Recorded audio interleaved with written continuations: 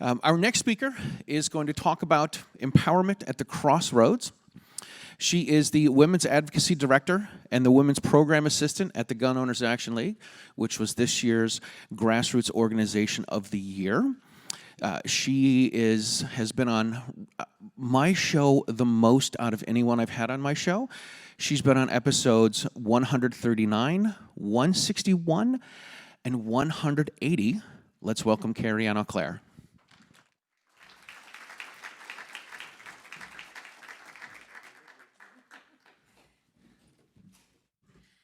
So I want to tell you a little bit of a story that happened to me on my way here.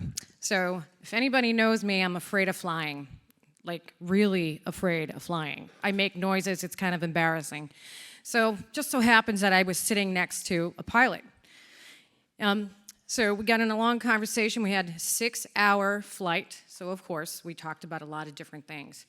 The one thing that he talked to me about is the plane. He was educating me on the plane, hoping that it would give me some knowledge and maybe not make me so scared for the next time flying. At the end of the 6-hour flight, he looked at me and he said, "It's kind of funny. You're afraid of flying, but you're not afraid of speaking in front of people." I said, "Oh no, I am afraid of speaking in front of people."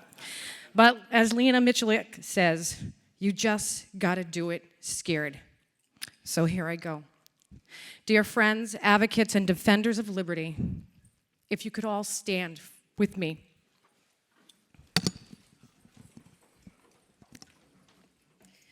Before I begin, I'm trying to move my mic so I can see myself here. Okay, let me take a moment to acknowledge the power in this room. This makes me want to cry. This is incredible. And the people that are watching this at home, this is for you too. We stand united together for the cause that is better and bigger than us. And together we can do this. I want you to look at each other and shake each other's hands and thank every single one of you for standing here today to be brave enough to fight for what is our right, our civil rights. It is so important. Together we stand united in our commitment to defend these rights. Thank you. Please be seated. Thank you for gathering here today. United united by our shared dedication to defending our Second Amendment and the rights to safeguard our freedoms and our lives. As a woman, as a mother, a community leader, I'm honored to stand before you as Women's Program Assistant for GOAL and the Advocacy Director for Gun Owners Action League. I'm also proud to be part of the State Director for Women for Gun Rights and Armed Women of America, and also on the board for the Second Amendment Institute. Before I took these roles on, my relationship with firearms was much different. I didn't like them. In fact, I was scared of them. I was one of those mothers that didn't let their kids play with toy guns, squirt guns even. And frankly, I didn't know if I was ever going to want one, but then I woke up. My husband, who worked nights when my kids were much younger, was deeply shaken by a story in the news and insisted that we get a firearm to protect our family. I said, okay. Not knowing anything about it, we did. He wanted to know that if anything happened when he wasn't there, that I'd be ready. That was the first step in my journey, but the real turning point came next. My kids were playing at my neighbor's house, and they were very, very young, and one of their friends that they were playing with was looking for the key to get in the gun box. Thankfully, that firearm was safely secured, and that never happened, but it really woke me up, and it shook my world. I realized that the importance of education is so crucial. I dove head first. I looked for everywhere I could possibly go to get educated. We must understand safety, and this experience, again, pushed me further into the world of firearms. And as I stated, as I started to learn more, I saw women approaching us, wanting to learn with us. They wanted to come and learn with us, right? Because why wouldn't women want to learn with other women? Just saying.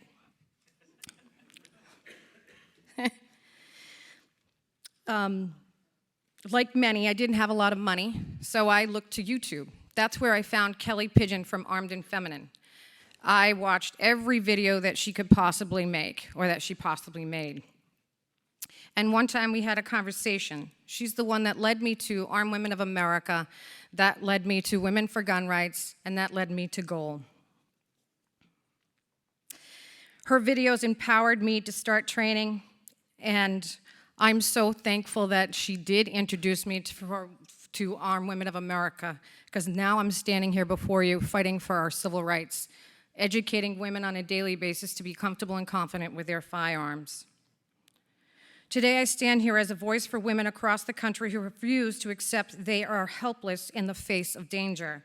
Far too long, society has painted an image of gun ownership that hasn't included us, but we're changing that. Every day, women across America embrace rights to self-defense, training with purpose, and becoming empowered to protect themselves and their loved ones. This movement goes beyond firearms. It's about reclaiming our independence and control of our lives. Women have been long portrayed as victims, as we must find someone to protect ourselves or save us. But we know better. We are our own first responders. We are proving that every day. The growing number of women purchasing firearms and seeking training is evident that we refuse to be helpless, and we are taking the change in our own safety. I'm going to read you a statistic. The statistic shows that the movement is growing. According to 2021 study by the National Shooting Sports Foundation, nearly 40% of first-time gun buyers were women. In 2022, the reports revealed that the number of women obtained concealed carry permits is rising faster than men, showing that more women are taking personal safety into their own hands. Being part of these organizations like Women for Gun Rights, Armed Women of America, and GOAL is just not a role for me. It's a passion. It is a mission. These organizations have given me the platform to advocate for women's rights and ensure that we have the necessary resource, support, and education for building a legacy of empowered women who are prepared, confident in their abilities to defend themselves. Armed Women of America, some of you may already know who the organization is. Women across the country with firearms, we train them in a safe, supportive environment where they can learn skills at their own pace, building both proficiency and community, and honestly, in my opinion, a family. I remember teaching a class one time, and a woman broke down crying because she had to shoot at the end of the course. She was so scared of a gun because the media portrays guns as bad. However, at the end of the training, in a setting that acknowledged her concerns and moved her at her own pace, she gained the confidence and skills she needed. It is crucial that training, no matter who provides it, is focused on the needs of the individual to ensure they feel safe and empowered. And boy, was she empowered. And the look on her face holding up that target just said it all. I got goosebumps thinking about it, and it was so super important. And you know what I just realized? I haven't even changed my slides yet. Oh my goodness. Okay, so there I am, and there's being a responsible gun owner. Okay. Oh God, that was like a real big thing. So anyways, going back to her with the big smile on her face with the target, so empowering. Women for Gun Rights focuses on advocacy in the national and state level, fighting to ensure women's voices are heard in a civil rights debate. Together, these organizations help women realize that their right to self-defense is a vital part of their personal safety and freedoms. GOAL, Gun Owners Action League in Massachusetts, is a broad organization that supports gun owners across Massachusetts, providing legislative advocacy, education, and community outreach. GOAL works tirelessly to ensure that all citizens can exercise their Second Amendment rights and educate the public for responsible gun ownership. GOAL's mission extends far beyond advocacy. Our education programs provide crucial training for gun owners and non-gun owners alike, like Refuse to be a Victim, pepper spray classes, and we actually create NRA and RSO instructors. And we have legal training events, and we also have Women on Range events.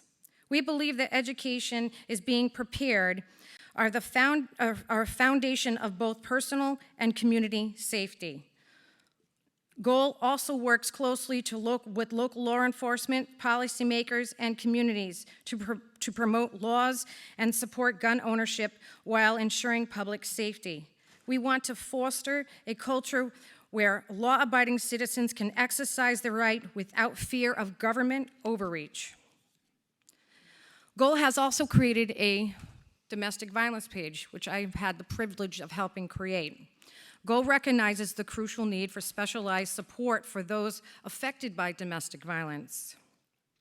We believe that empowering individuals to take charge of their personal safety, and that extends to victims of domestic violence. For many survivors, having a firearm can mean the difference between life and death. And as you know, putting a firearm on a woman's hip creates an equalizer. GOAL provides these individuals with resources including education and how to responsibly use a firearm and store a firearm, and also access non-lethal means of defense, like pepper spray.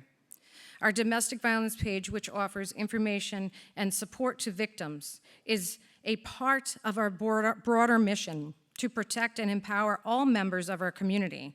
Domestic violence knows no boundaries. It can happen to anyone, anywhere, at any time. And we are committed to providing real solutions, not just symbolic gestures.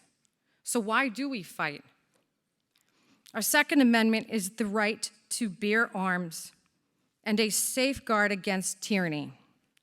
Our founding fathers understood that no rights could be guaranteed without the ability to defend oneself. The Second Amendment protects all of our freedoms. It's a check on power, ensuring that the government never has the authority to strip us of our autonomy. Throughout history, oppressive regimes have disarmed their citizens before committing such of the worst atrocities known to humanity. This disarmament of population has often led to erosions of freedom, civil liberties, and ultimately, human life. We must not let this happen in America. That's why our fight is so important. It's not just about guns. It's about our freedom. It's about preserving the rights to live without fear, to protect our homes and our family, and to hold our government accountable. And that is worth fighting for every single day. Oh God, I got 2 minutes. Well, let me just quickly tell you a little bit about the fight in Massachusetts. There was a listening tour on February 9th, 2023. Representative Michael Day did a listening tour. He was trying to create safer communities. He really didn't, and unfortunately, he wasn't listening. So with that said, after the listening tours came Bill HD 4420, changed numbers 6 times, and now it's H 4885, and then just became law, Chapter 135, Act of 2024. But during these listening tours, I was able to attend 9 out of 11 listening tours, and I have to tell you, I keep forgetting to change this, so my apologies. I have to tell you that there was a woman that stood up and made me so proud.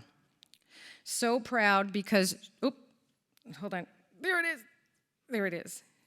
See her in the middle? That's her. She was part of Armed Women of America and Women for Gun Rights. I never thought that she was gonna stand up, and boy, did she. She was incredible. She captured I remember when she spoke, I'll never forget the emotions behind her voice and the fight behind her words. She spoke about safety, responsibility, and the importance of protecting our civil rights, and it resonated deeply with everybody in the room. That night reminded me of how and why I fight for what I fight for. I'm so proud of her, and I'm so proud of every single person that stands up, even though they're scared, and boy, am I scared right now, but here I am. So call to action. I'll just be very quickly. So call to action.